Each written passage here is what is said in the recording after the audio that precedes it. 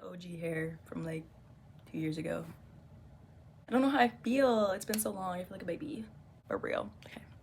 Into the video. Hey guys, it's Nevaeh. So welcome back to another video on my channel. So for today's video, we are going to be talking about self-love. I often felt really disconnected and confused with myself. It was a very hard position for me to be in. I dealt with a lot of depression and anxiety and a lot of self-hatred throughout my life. Unfortunately, I feel like a lot of us have gone through this period, or maybe you're in it right now. Self-love is a hard thing to come by, and it's something that takes a lot of practice and patience. But today I'm gonna be sharing some things with you guys that I've started incorporating into my life to help with that self-hatred and to kind of like bring myself back up. These are all things that I'm still working on to this day. So before I get any further into this video, don't forget to give this video a thumbs up, subscribe down below, and let's hop right into the video. So the first tip that I'm going to give you is to stop comparing yourself. Now, this is something I'm still working on, but I had to make it the first point. You cannot compare yourself. Do not envy other people. It is just going to really damage your self-esteem and really make you feel worthless. If you're constantly looking at other people saying, why can't I look like that? Or how come everyone else is so much prettier than me? When you speak to yourself like that, you're gonna start seeing yourself in a more negative way because your mind is gonna slowly start to believe those things. Do not envy, do not compare, and something I'm still working on is do not make things a competition. Like,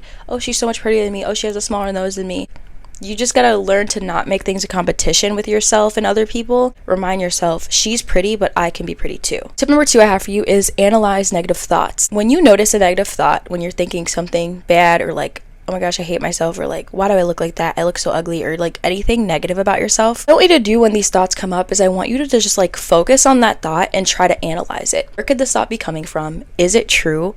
And why is it happening? And it kind of distracts you a little bit because you're not focused on the negative intention that the thought is trying to do, if that makes sense. Something else that I've done too is like, I notice that the thought is there, but I just would be like, okay, thanks, and just move along. Number 3 is investing time and money, if necessary, on things for your mental health. Mindfulness activities, prayer, meditation, therapy. Just try your hardest to invest your time to do things that are going to be good for your mental health. Meditation is something that I've noticed has helped a lot. It keeps me in the present moment and I'm not constantly spiraling on all of the thoughts in my mind. Therapy as well. Like, I know obviously everyone cannot afford therapy, but if you can, it is definitely something I would consider. I've been in therapy for maybe about 2 years now, like off and on, but I finally found a therapist that I actually really like and I hope to stick with for a while. I just feel like you learn so much about yourself with therapy, and it helps you kind of deeper analyze your feelings and your thoughts and why you may do things or act the way that you do. If you have time in your day, try to get up and set that intention. Like, take a shower for yourself, set time for prayer if you're religious, set time for meditation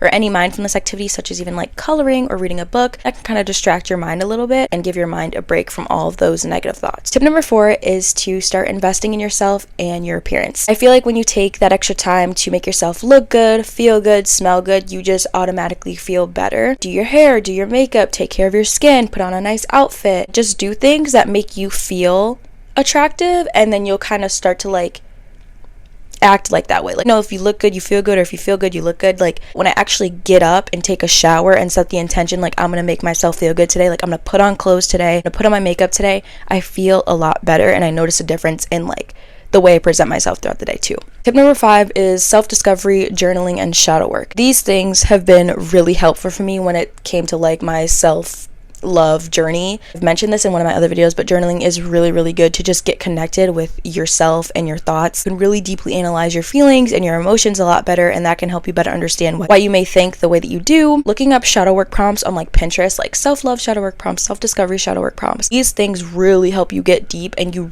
really start to learn things about yourself that maybe you haven't even noticed. I don't know exactly what the benefits are, but I do know that the benefits are really good for your mental health, which I'll put them somewhere on the screen. Shadow work helps you to like heal any unhealed parts of yourself from like your childhood, I believe, and that can help you also figure out like where are these negative thoughts coming from and help you connect with yourself better and kind of like push away those negative feelings that you're like holding on to, if that makes sense. I don't know, I'll put the definition on the screen. So tip number 8 is to take mental health breaks from social media. Just giving yourself time to be present and to relax can be really good. Scrolling on social media and comparing yourself to other people like is really bad for your mental health. I feel like when you're constantly scrolling, especially if you know your page is filled with a bunch of attractive people and you feel like you're often comparing yourself, that's going to get you in like a spiral, and you're going to feel really anxious. Social media is okay to go on, but try not to be on it all the time. Allowing yourself to do activities that are going to distract your mind and better your mental health are going to be way better than just scrolling on social media. Tip number 9 is to prioritize your internal health. Make sure you're sleeping well, eating enough, drinking enough water, getting exercise, and getting enough sunlight. These are all things I'm sure you hear all the time, but they really do help.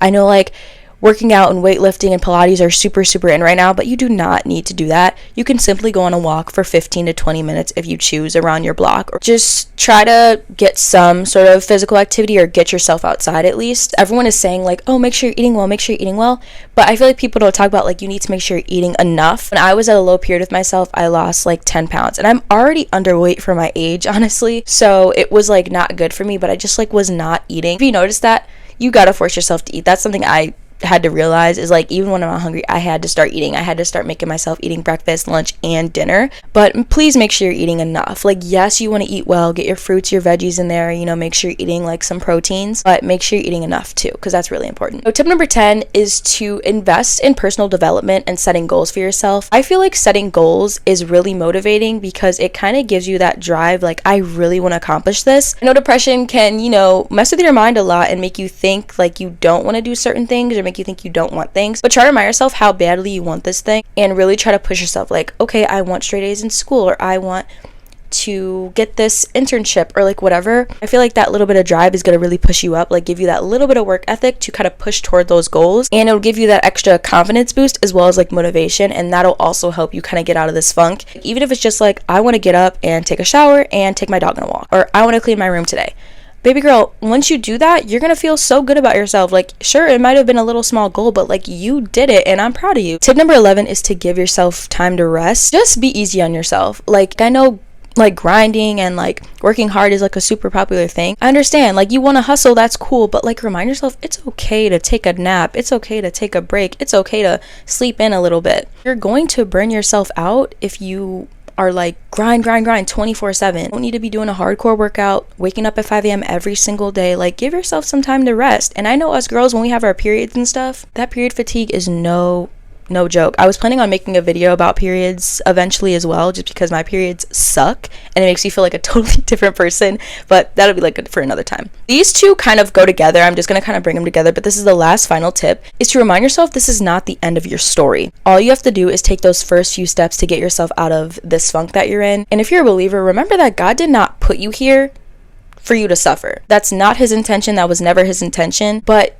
you just have to remember, like, God can't always save you if you don't help yourself at least a little bit. That was something I had to realize, like, until I got to like rock bottom and I was like begging for God, but I had to realize that I needed God by my side at all times. That although things were hard, he got me through it regardless. And I just had to kind of look at him and look for him and remind myself, this is not where God put me. Like, it seems like in the moment, like I'm going to be here forever. Like, what is my life? I don't want to be here anymore. But God knows what your future holds, and that is not it. Pray to God. Like, ask him what you can do and he will show you. Trust me, he will. The last thing that I wanted to say is remind yourself that you're still learning and you're still developing. Just be present and kind of let life flow, and just remind yourself that you have more potential and there's always room for growth. Just have to kind of figure out and navigate how to get there. You may have to try new things, new experiences to see what you like and what you don't like, what works with you and what doesn't work with you. Whether it's changing your hair color or changing your style or changing your room or your living space, like literally anything. Taking those first few steps and kind of